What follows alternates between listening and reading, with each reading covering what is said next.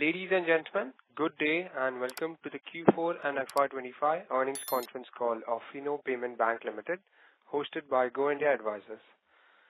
As a reminder, all participant lines will be in the listen-only mode, and there will be an opportunity for you to ask questions after the presentation concludes. Should you need assistance during the conference call, please signal an operator by pressing the star, then 0 on your touchtone phone. I now hand the conference over to Mr. Rajat Gupta from Go India Advisors. Thank you, and over to you, sir. Yeah, thank you, Steve.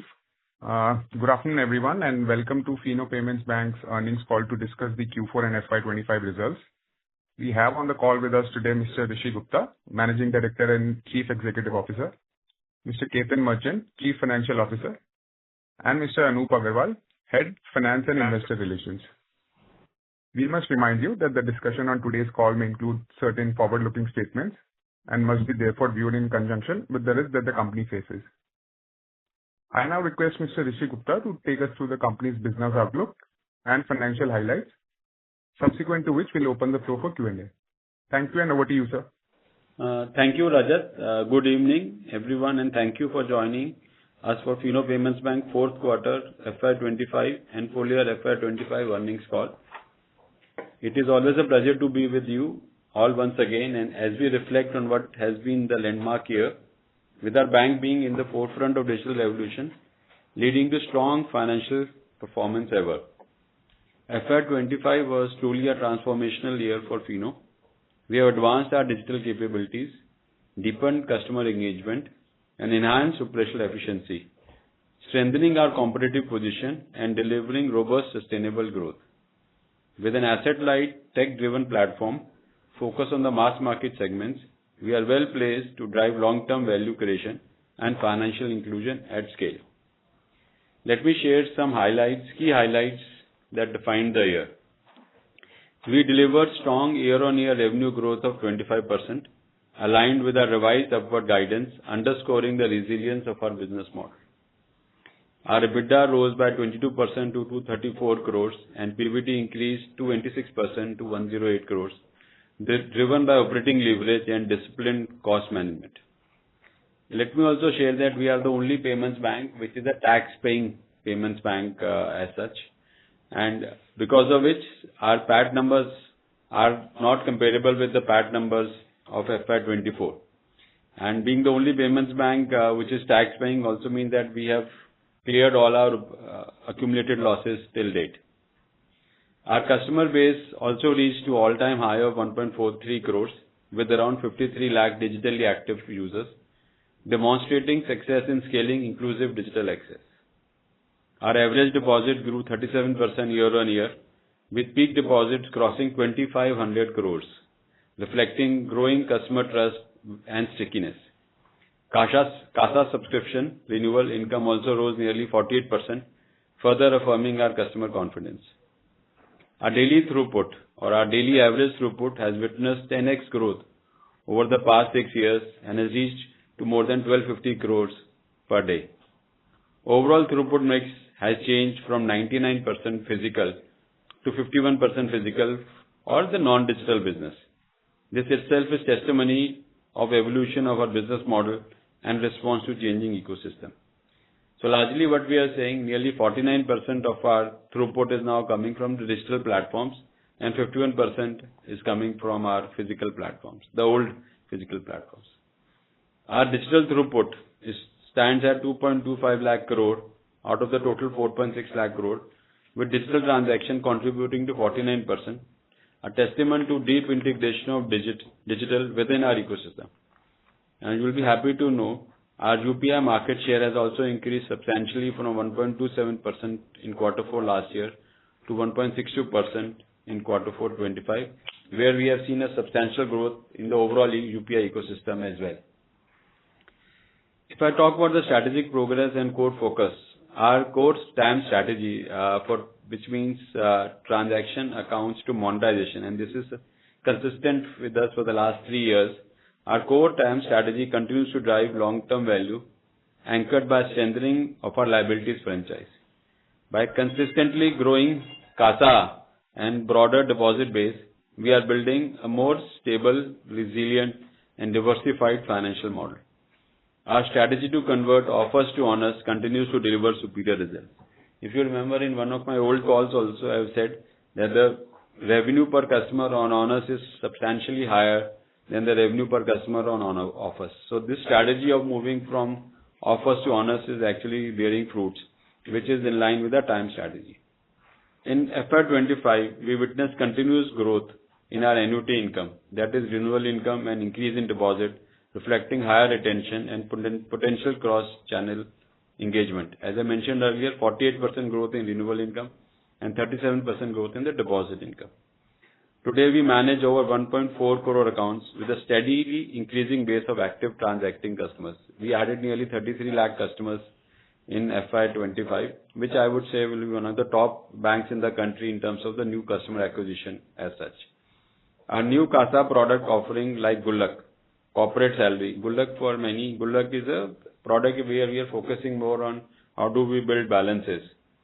So our new CASA product offering Gullak, corporate salary for MSME reinforces our long-term ambition of building a scalable and a sustainable deposit engine in preparation for our evolution into a full-service institution. Our distribution network remains the cornerstone of our business and a key enabler of financial inclusion. As of FY25, we have covered nearly 97% of India's PIN codes through a strong and growing merchant base of nearly 19 lakh merchants. During the year, we added 1.5 lakh new merchants, further strengthening our presence in the underserved and the remote regions across the country. We are also shifting focus from mere merchant acquisition to improving activity ratios and deepening merchant engagement through multi-product offering-driven monetization, retention, and ecosystem.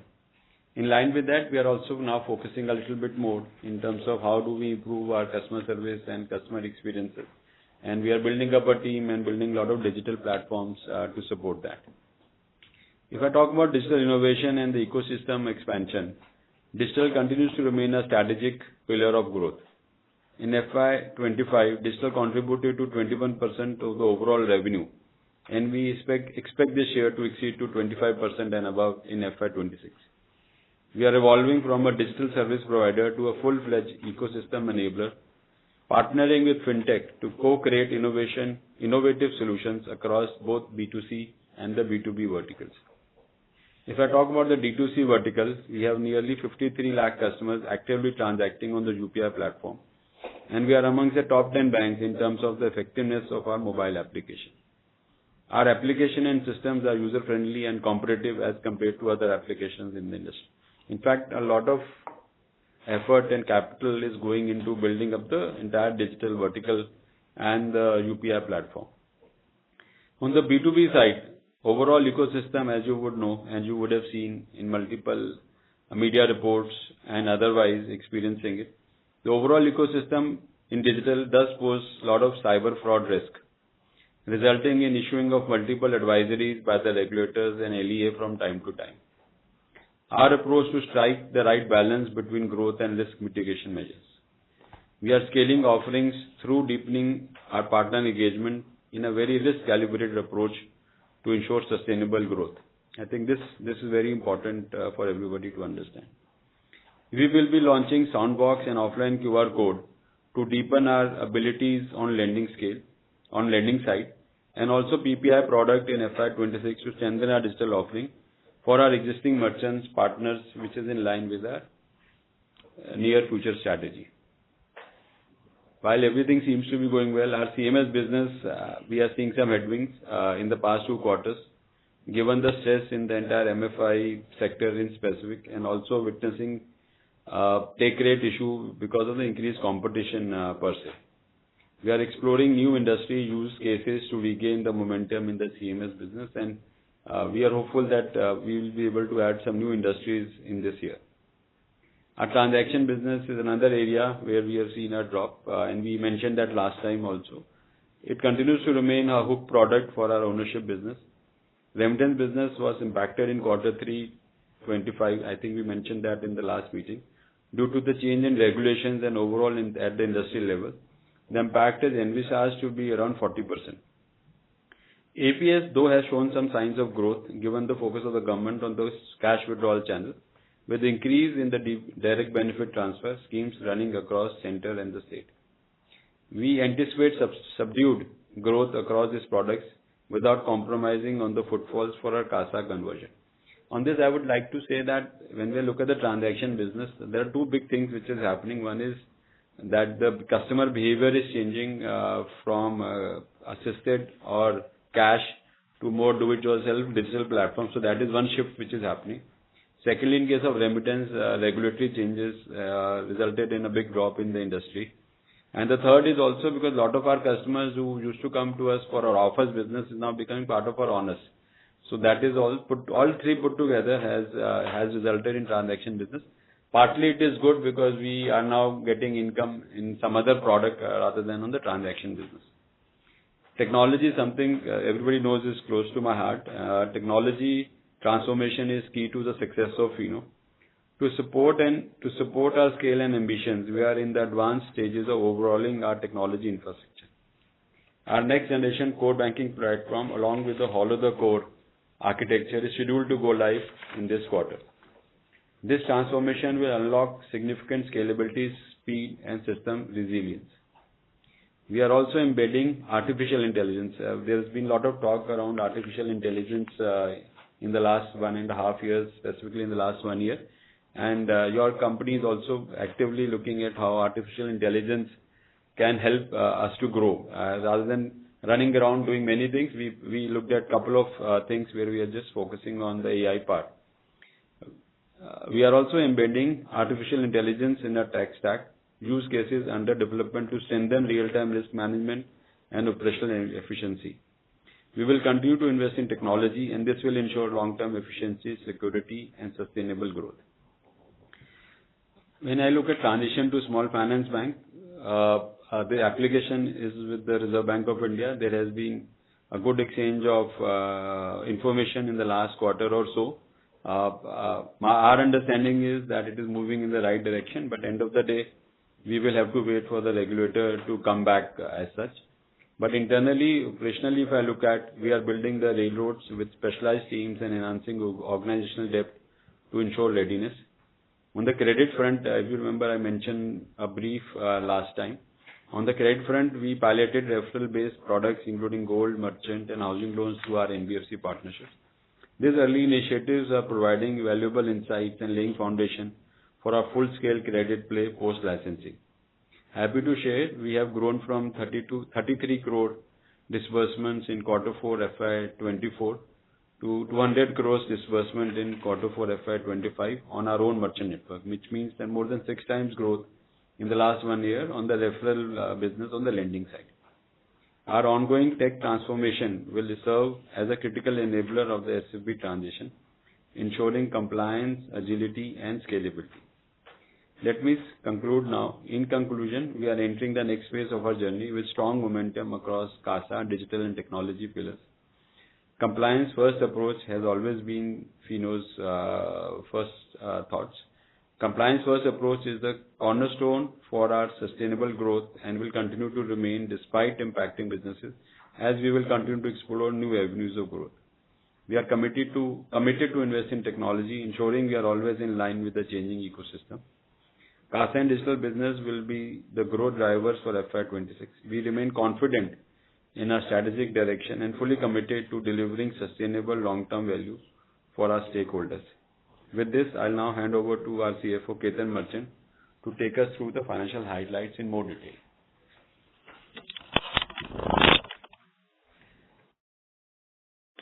Thank you. Thank you, Rishi.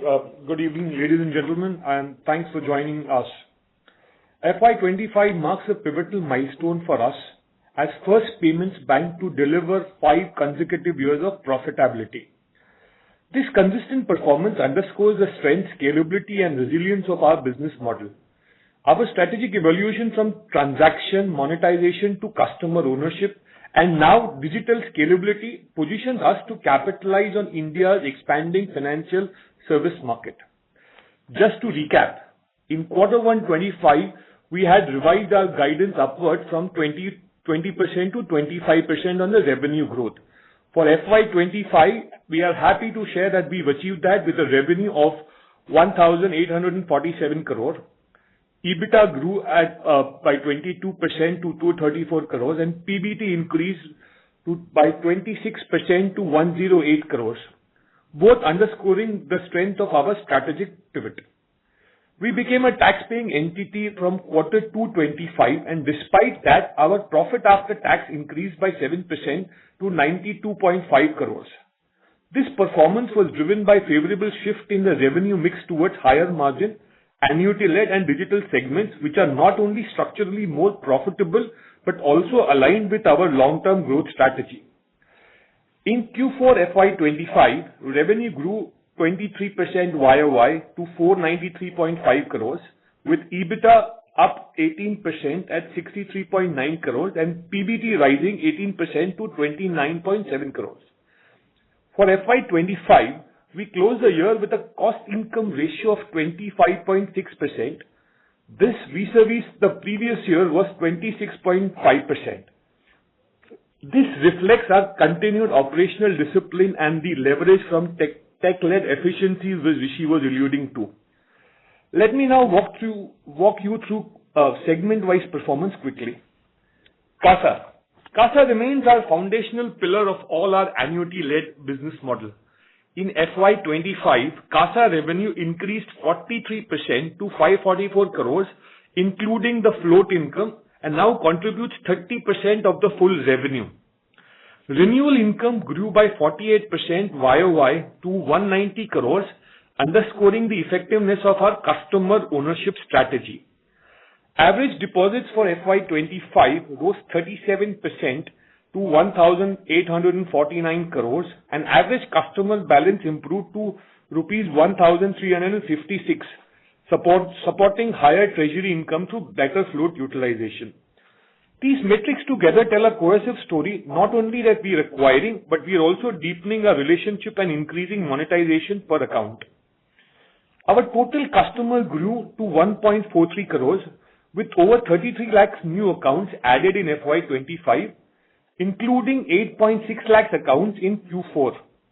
Nearly 40% of our total customers are digitally active, and these customers show meaningful high renewal rates, validating our digital-first approach. Looking ahead, we continue to introduce specific segment offerings aligned with our evolving customer needs. Going on to digital, our digital business delivered exceptional performance in FY25, with revenue growing 4.2x on a year-on-year basis, with a total revenue of 390 crores. This significantly surpassed our initial estimates and now contributes 21% of the total revenue in FY25. Digital throughput increased 70% and touched 2.25 lakh crores and now accounts to 49% of the total throughput. This growth was driven by successful scale-up of our proprietary UPI switch, which we've discussed in the past, and strong traction across the ecosystem partnerships. More than a growth lever, digital has emerged as a margin accretive engine. With its inherently low operating cost, digital segment has materially contributed to structural improvement in our profitability, i.e. at a PBT margin, which has more than doubled from 2.6% in FY21 to 5.9% in FY25.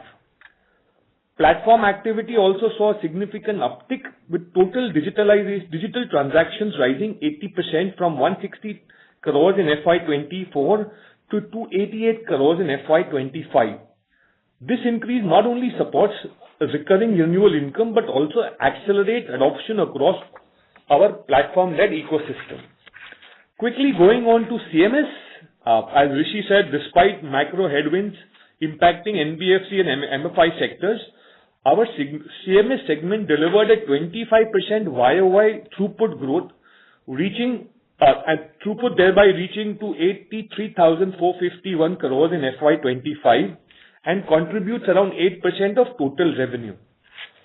We cannot miss competition, which we've been discussing for a while in CMS. Enhanced competition is leading to moderation of take rate, which was 0.18% in FY25 vis-a-vis 0.21% in FY24. MATM, AEPS in FY25, we process MATM and AEPS transactions totaling to around 39,705 crores, generating an 185 crore in revenue. Notably, AEPS showed some signs of recovery in second half, with Q4 revenue growing 23% and throughput rising 10% YOY to 8,127 crores. As highlighted in our previous earnings call, we remain confident in mid-term growth potential of our AEPS segment. Very quickly moving towards the small finance bank, as highlighted by Rishi, we are awaiting regulatory approval, and we have started building the railroads for a loan referral business. Our SFB strategy remains same as payment bank plus model, i.e. asset light model with limited branch network, liability first lending franchise, and leveraging our existing distribution network with right emphasis on technology. As highlighted by Rishi again, with our current technology transformation for core banking system and system architecture, we anticipate incremental rupees 90 to 100 crore capex cost on technology and operations for SFB. On the investment front, capital expenditure for FY25 stood at 165 crores, significantly higher year on year. This was driven by strategic investment in migration of our core banking system. These investments are critical to scaling our capabilities and ensuring platform resilience as we prepare for next phase of growth. To conclude, FY25 reflects disciplined execution, strategic pivoting, and solid foundation laid across all core businesses. As we transition to an SFB, we are confident in our ability to broaden our value proposition, expand our addressable market, and build on the momentum established this year. Looking ahead for FY26, our priorities remain clear: accelerate CASA and deposit growth, enhance digital infrastructure, deepen fintech partnership while maintaining our cost-income ratio in the range of 25%.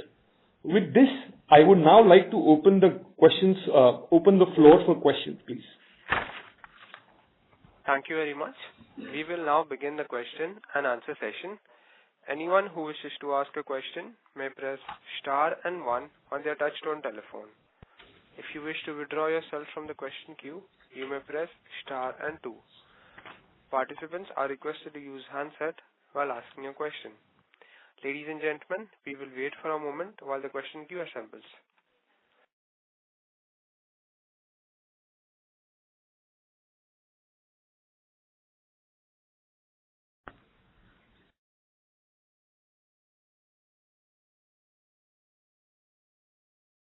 The first question is from the line of Priyesh from HSBC. Please go ahead. Thank you. So I have a couple of questions. In light of the intensifying competition, I'd like to know what are your key differentiators in terms of the technology, the service efficiency, and even in terms of the UPI infrastructure that we have that can help support the growth. I have a couple of more. Should I lay it down now? Yes, you can. We're just writing down and maybe we'll answer it one by one. Okay. Okay, then I have another question. With respect to expanding the B2B UPI stack, what is your client acquisition strategy for that? And also, I'm seeing that now I think over 35% of the customers are digitally active. So what initiatives are we taking to increase this digital activation rate across the base? Yeah, these are my questions. Okay. So let me just have a go at it because these are very generic questions as such. So first question is on the intensified competition and what is our differentiation. So you did not mention the product which you are talking about, but largely I understand is on the UPI side. Is that correct? Yes. Okay. So on the UPI side, see, our customer segment which we are focusing on is the mass market segment. People who earn 3-4 lakh rupees per annum or so. So a lot of these people actually get their salaries or have incomes which come in cash. So our key differentiation is that we are a bank which is there in every nook and corner of the country.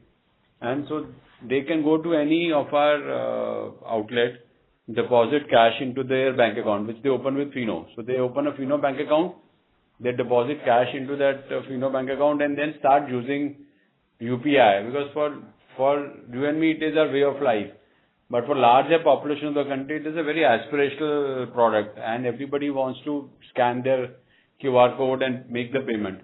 So we are probably one of the very few banks which is opening accounts in the remotest parts of the country, closer to their home, opening it in a very seamless, within 5 to 10 minutes you open an account, and we give them a debit card and we give them a UPI handle also when they open an account, so they don't need to go around creating a UPI handle. Automatically a UPI handle is created.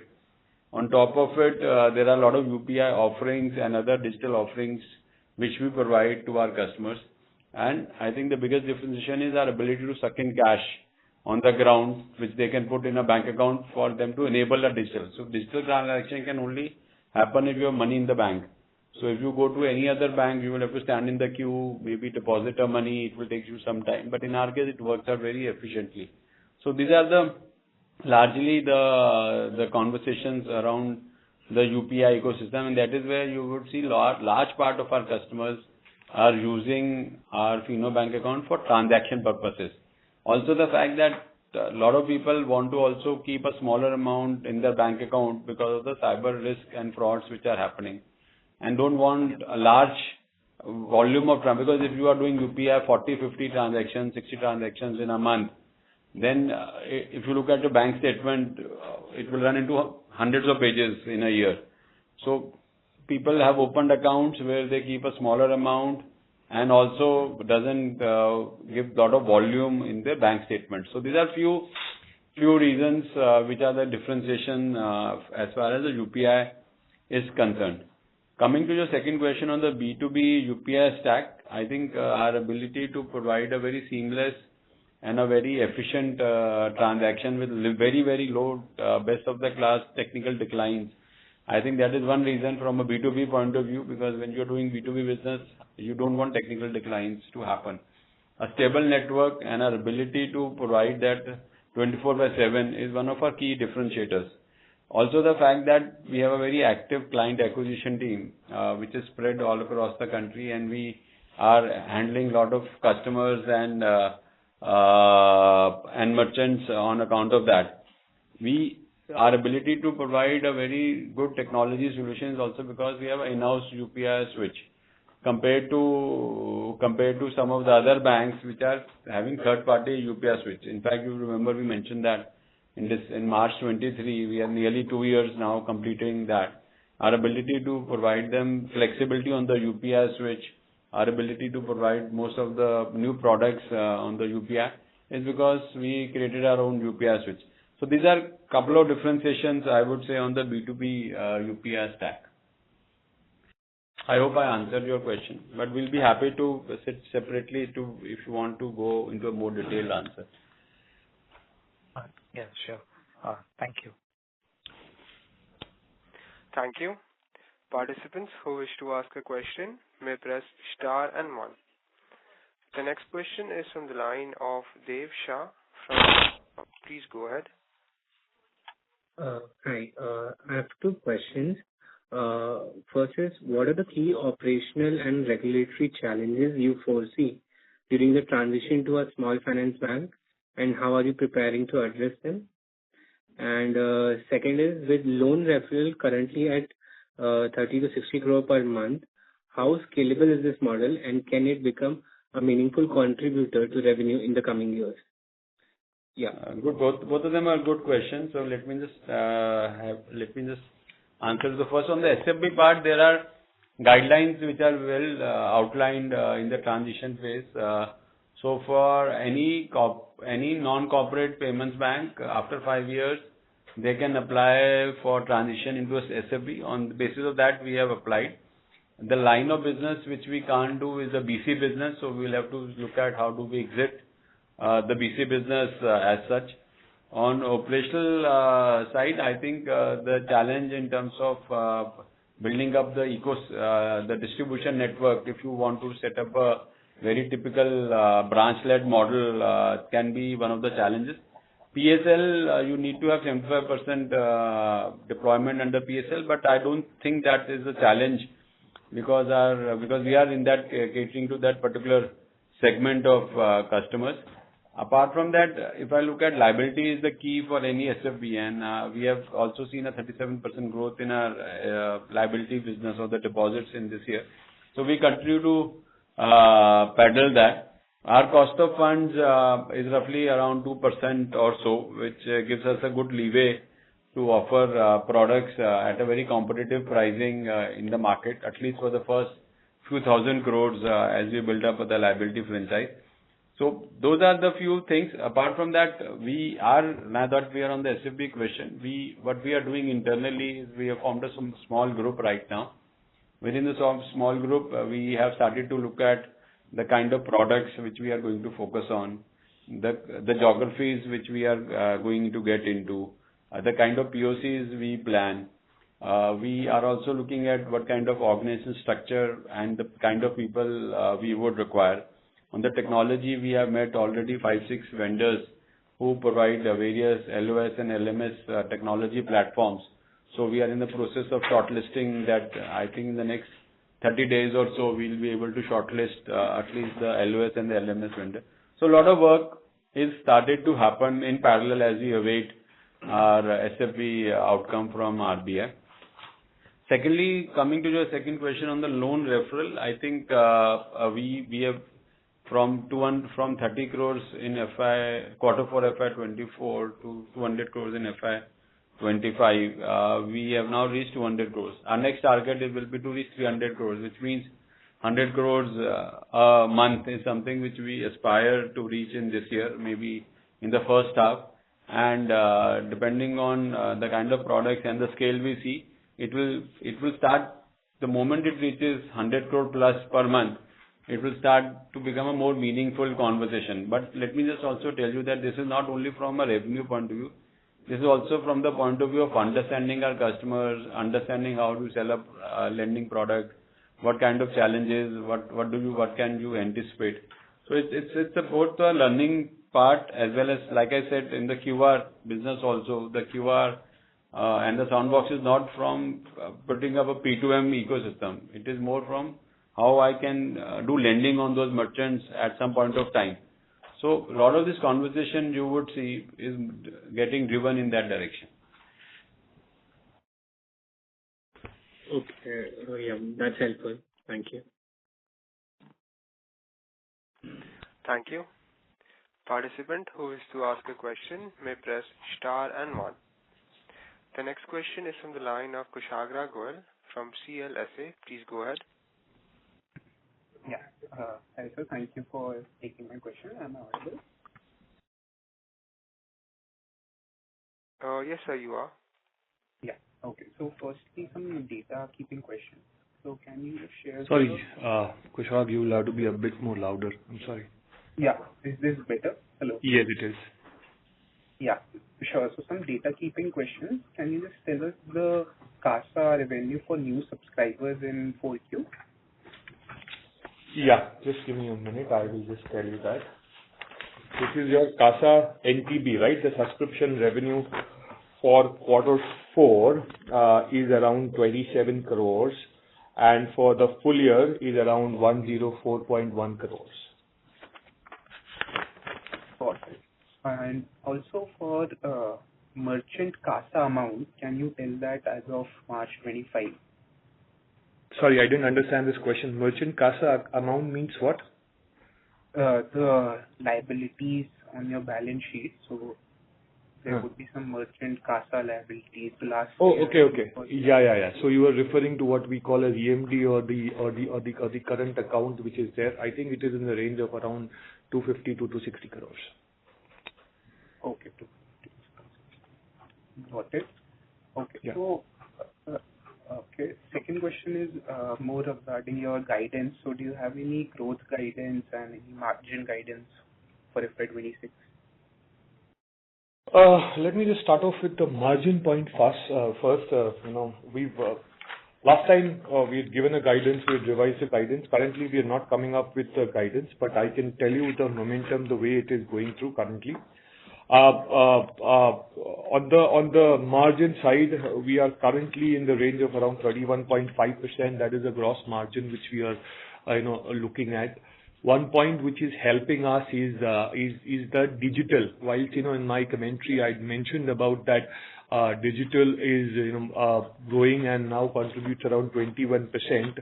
Whilst on the top line basis, or the gross margin, digital gives a relatively lower margin as compared to the weighted average margin of 31 odd %.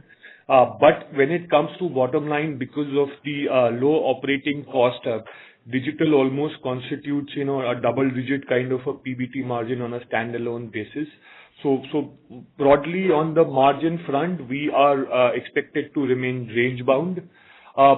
Not strictly pertaining to margin, we have to be cognizant on one point which Rishi and I both said is on the CMS front. Yes, we have seen a 3 basis point reduction in the take rate between FY24 to 25.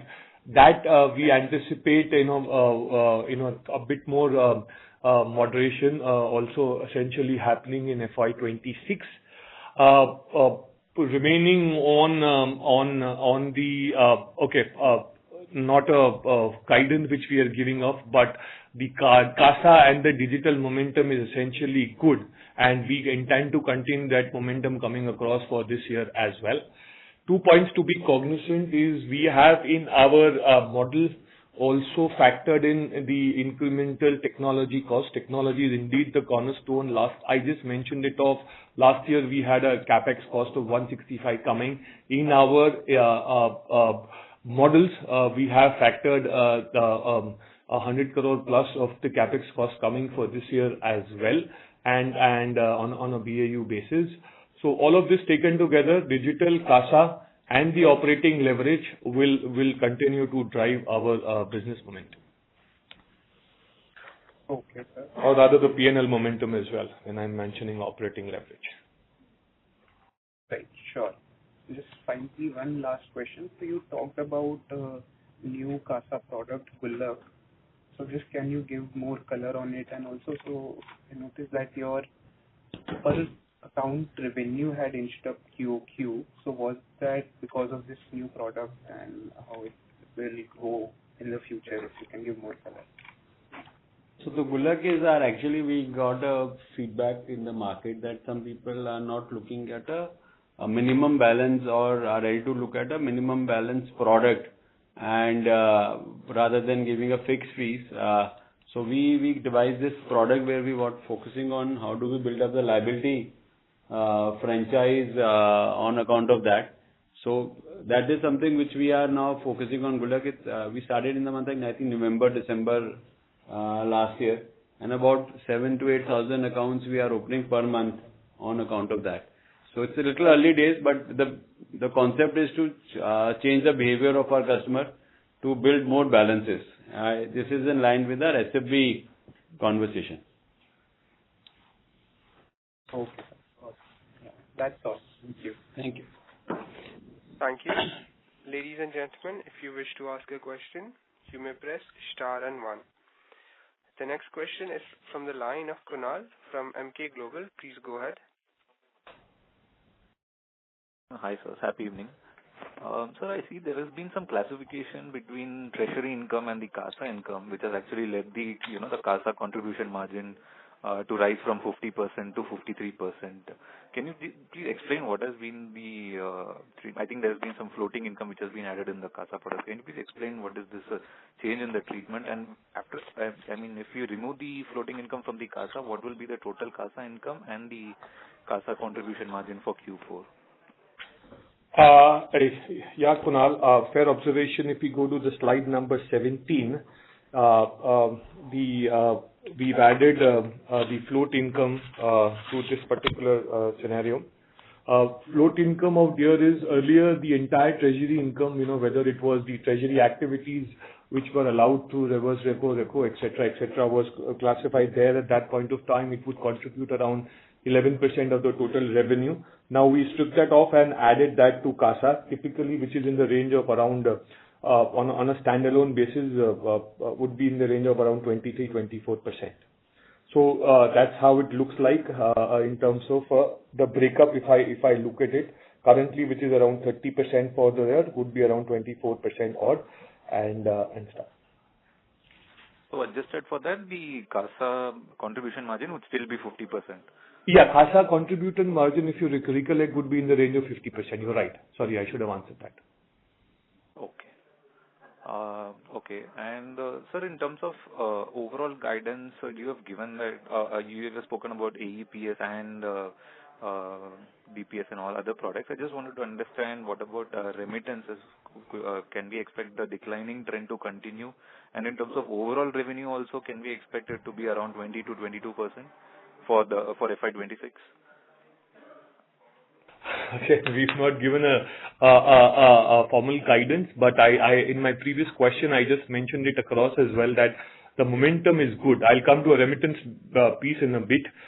If you've seen our kind of a base, which is now become at 1,847 crores, we intend to continue. Our Q4 numbers has been good as well.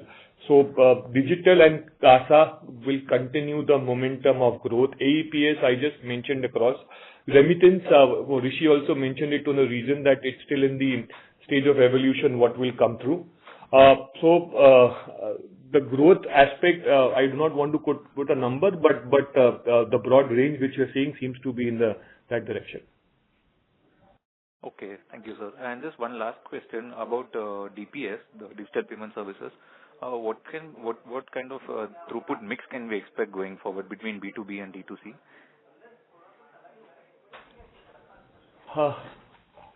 See, on the D2C side, it is largely the UPI P2P and the UPI P2M. So there is no revenue stream which is there on the D2C side except for the CASA engagement and the CASA activeness and the balances. The rest is all the revenue which you see is largely the B2B digital payments and the MITI incentive which we get from MITI every year. Yeah, so going forward, can we expect an 80-20 mix, like 80% coming from the B2B throughpup and 20% from as D2C throughput? That question only Finance Minister can answer, because if they allow MDR on UPI, then the mix can change. But right now there is no MDR on UPI, and you would have been reading some news like we also are doing. So if the UPI MDR comes in 25-26, that will be good for the entire ecosystem, because the target is now to reach 1 billion transactions a day in the next 2-3 years. Got it. Thank you so much, sir. All the best. Thank you. Participants who wish to ask a question may press star and 1. The next question is from the line of Dhruv Shah from Ambika Fincap. Please go ahead. Yeah, hi team. Congrats on a really strong set of numbers. Ketan, I just have one question. Dhruv, you need to be a bit more louder. Now? Yeah, this is slightly better. Hello? Yeah. I just have one question. Considering now digital has reached a base, is it fair enough to track you on sequential basis rather than year-on-year basis? Sorry, come back to that. You're saying that the digital has reached an XM base, which is 21% of revenue and 27% for Q4. So what is your question regarding that? Now we should track you on sequential basis rather than year-on-year basis, right? That's a fair question. My answer to that one would be the answer is yes. That you typically in the year one you look at a multiple times growth. However, the growth driver will always remain. Digital will continue to remain the growth driver on that as well. So and again, sometimes in year one or year two of your transactions, you go in an X way in terms of businesses. Now, just to give a perspective, we approximately have some 23 partners. We intend to grow that partners. This is a digital payment system which we are talking about to the extent of around 50% plus. So I would not agree with you on the moderation of this thing, but yes, Can that be, will it be a multiple time growth? The answer is no, but it will be an accelerated growth, and not a typical matured business growth, which typically comes through. No, Ketan, my question was more on the bank per se, rather than digital per se. Saying that now that we have a sustainable base, because in PPT also, we are comparing ourselves on year-on-year basis, but our base have become quite strong that we should now track you on sequential basis. That's what my question was. Are you still saying that our business is still seasonal, that Q4 is seasonally strong, so you should, that's how I was coming from? No, that is fair enough. If you're saying the seasonality, yes, seasonality will come up because of the digital. Even for that matter, CASA also has relatively less seasonality. Transaction banking in its peak time does have seasonality. So yes, there can be a Q1 or sequential quarter by quarter evaluation. Yes, see, let me just try to add to what Ketan is saying. See, we have some seasonality because in the quarter 3, which is the festival quarter, we see higher transaction volume but a lower CASA addition. In quarter 4, for whatever reason, could be more thrust, more government payments, clearing of budgets and everything, we see a higher growth in deposits as well as on CASA. Quarter 1 is relatively more muted for us in the last, except for the last year, we have seen a relatively more muted quarter 1 because of the fact that quarter 4 ke baad ekdam quarter 1 mein, because of the government and other interventions don't come in the quarter 1, and also the heat which is there, especially in the northern part of the country. Quarter 2 is again some kind of a monsoon effect, which was largely true when it comes to the physical network of the ecosystem. But on the digital side also, there would be some plus minus here and there depending on the quarter as such. But the variation on quarter will definitely will come down, and you have seen that coming down because of the digital piece which has come. So partly right, partly still I would say it is still some way to go. Oh, fair enough. And Kevin, just the next question is on effective tax rate for this year, if you can just guide us through that. So in FY25, we had our tax coming in with effect from second quarter, which is why effective tax rate for last year was in the range of 17%. This year, it is a full tax rate which we are looking at in the range of 25%. Okay, fair enough. Thank you so much. Thank you. Participants who wish to ask a question may press star and 1. The next question is from the line of Harsh Seth from Anand Rathi Institutional Equities. Please go ahead. Thanks for the opportunity. Have you observed any shift in CASA customer retention patterns in the recent year? Like historically, the retention rate was around 60%. So how do cohorts from FY23 compare to like FY25 in terms of engagement level? And are newer customers transacting more actively and increasingly using their Fino bank account as their primary account? That's one. The other question is that you have invested more than 150 crores in technology during FY25. So what specific efficiency improvement do you anticipate from this investment over the next 2 to 3 years? And what depreciation timeline is being applied to this capex, and how should we think about its impact on the near-term profitability? So I'll answer the first two. Ketan can answer the third one. On the first part, which was your the renewal rate and the UPI activeness. So you are bang on. Actually, when we started 3-4 years back, our renewal rates were less than 50%. Now we have reached to more than or around 65% as such. So which is a very healthy rate, largely because of the UPI transaction flow and the activeness on the UPI. Our average balance also for active customers is in the region of 1900 to 2000 rupees. For UPI active customer, it is more than 2500 rupees. So from an overall point of view, we have seen a good shift coming in the activeness on this year in FY25, and that's why we have shown a 48% growth on our renewal income per se. Coming to the second question in terms of the newer customer transacting. So on the second question in terms of the bank account, still I would not say that Fino is a primary bank account. Fino is more of a transaction bank account, and as I mentioned earlier, people who want to do small value transactions don't want to keep so much of money because of whatever reasons, don't want to crowd their bank statements, are largely people who are opening accounts with us.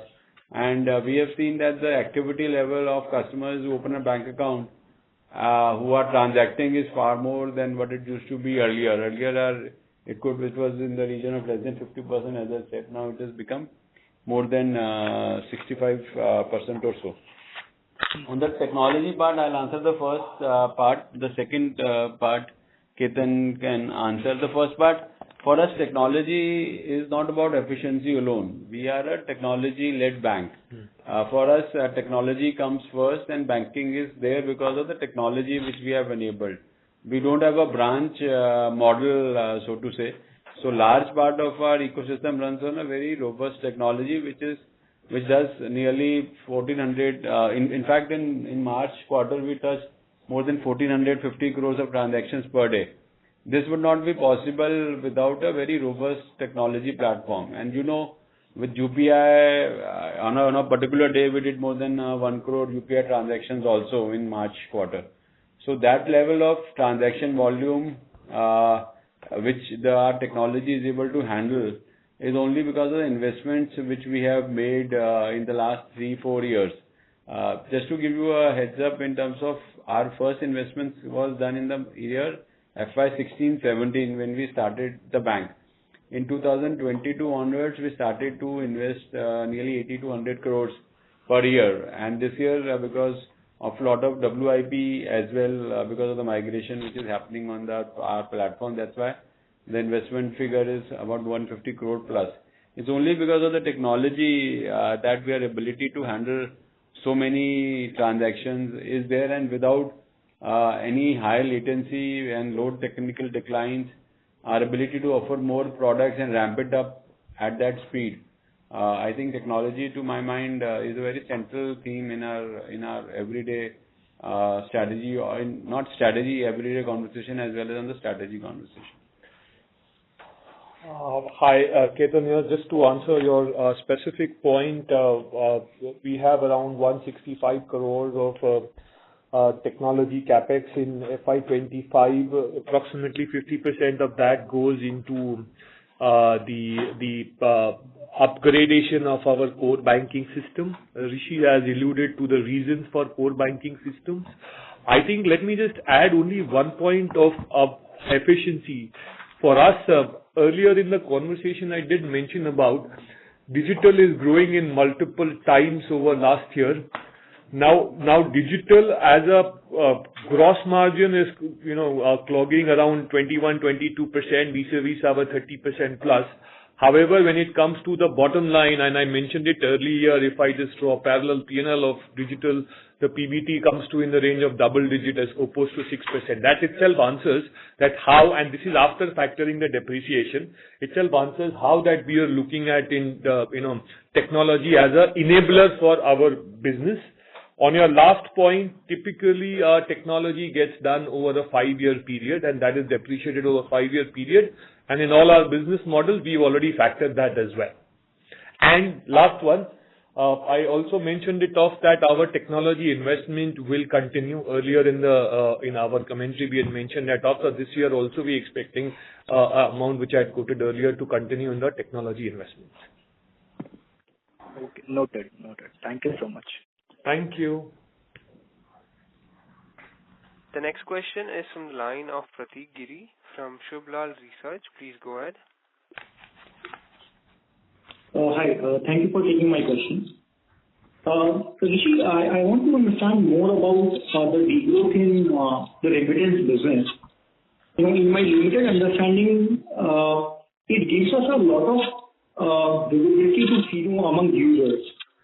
So in case this degrowth continues, do you foresee some damage happening to, Fino as a brand? My first question. So on the remittance degrowth, largely I've said 2-3 things. One is the regulatory change which happened in November last year, where it became more difficult and had more friction if you do remittance through the bank-led model. So that led to the degrowth. The second is largely because a lot of our customers who were our remittance customers are now starting to use CASA as a product. So cannibalization of income under transaction is moved to CASA income.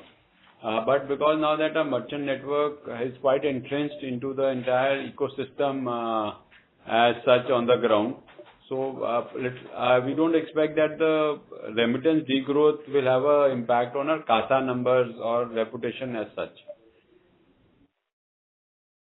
Understood. Because I have seen a lot of footfall at Fino centers because of this requirement of transferring money from the urban centers to rural centers, which to a certain extent, in my understanding, converts to CASA as a service or a product. So that is why the question. No, see, remittance customers are largely in the urban locations. So, and Fino is largely 70% in rural. So even if with a drop in remittance, we might lose some customers on the urban side, but not on the rural side, because rural customers are anyway getting money in some form, or we are opening them even without a remittance product per se. So urban there will be some challenges, but I don't expect that to be a large challenge in the coming years. Understood. And I'm sorry, probably you answered this earlier, but till when do you see this degrowth continuing, or is there an arrest to this call? See, the degrowth is happening, as I mentioned, because of the regulatory thing and the cannibalization of customers per se, and also some other alternate channels which have come up for doing remittances, which we are also now planning to launch in this quarter. So I think Q4FY25 we have seen a good degrowth per se happening on remittance. Our expectation is that we should see somewhere settling it down in the next quarter or so, or maybe this quarter, and then maybe there could be a U-turn depending on how the regulator looks at the new channels which have opened up for remittances. Understood. Very good. One last question from my side. If I remember it right, probably we had given some guidance regarding our aspiration to be a 10% PBT margin business. So does that remain still there, or is there any change to it? So 2-3 things. You are absolutely right. The PBT margin 10 was based on the TAM strategy. The monetization piece once we start the SFB process. So that was basis that. Secondly, also because of the cost which is going up on our entire IT spends, OPEX, the entire UPI transaction volumes have grown. So that is somewhere hurting us on the cost side. So I would say let the SFB process run. I think then 10% is something which we would be able to achieve is what the guidance is. Got it. Just one last question from my side, Chetan. What is the diluted number of shares we have at this point of time? Sorry? 8.4 crores. Sorry, shares at the bank level. Yes. 8.32 crores. Okay. And because of this outstanding ESOP which is there, probably ESOP which is there, there's no dilution. We have already overshoot 1 hour time, and there are still some people waiting in the queue. Can we take this question separately, Ketan? Yes, I'll take that offline. Thank you. Thank you. Ladies and gentlemen, due to time constraint, this was the last question for today's conference call. I would now like to hand the conference over to the management for closing comments. Thank you, Rajat, and thank you everyone for participating in the conference. Like I started with, a good revenue growth of 25%, good 26% growth on the PBT level. We continue to focus on building our digital platform and building on the ownership through our CASA offering as such. We have also seen a healthy liability growth of 37% or such, and 42% on the CASA revenue. We hope to maintain the momentum in FY25-26. As I mentioned earlier, there's a lot of regulatory advisories and other things which are happening because of the heightened mule accounts as well as on the digital frauds which are happening. So we are cognizant of that, and our growth obviously will be calibrated with the directions which we get from the regulators and the LEAs. And hopefully in the next, and that is the target in this quarter, we should be moving from our FIS to Finacle. That most of that integration, everything is now complete. We are just waiting for one or two more solutions and final piece of closure from FIS. Once that happens, by end of this quarter, we should be moving to our own systems, which will give us a lot of flexibility and our ability to do more with the products in the years to come. I think that's the broad guidance direction which we are looking at. SFB part we have already discussed. As such, we are hopeful and hoping that in the next few months we hear a positive outcome from the regulator, and we all pray to God that next time when we meet on the earnings call, we would have heard something from the regulator, but that is some timelines which I have absolutely no control and visibility to. But you also pray, and we'll also pray that we get the answer from a positive answer from the regulator in the next couple of months to come. And with this, thank you again, and wish you a very happy earnings season. Thank you, everyone. Thank you. Thank you. On behalf of Go India Advisors, that concludes this conference. Thank you for joining us, and you may now disconnect your lines. Thank you.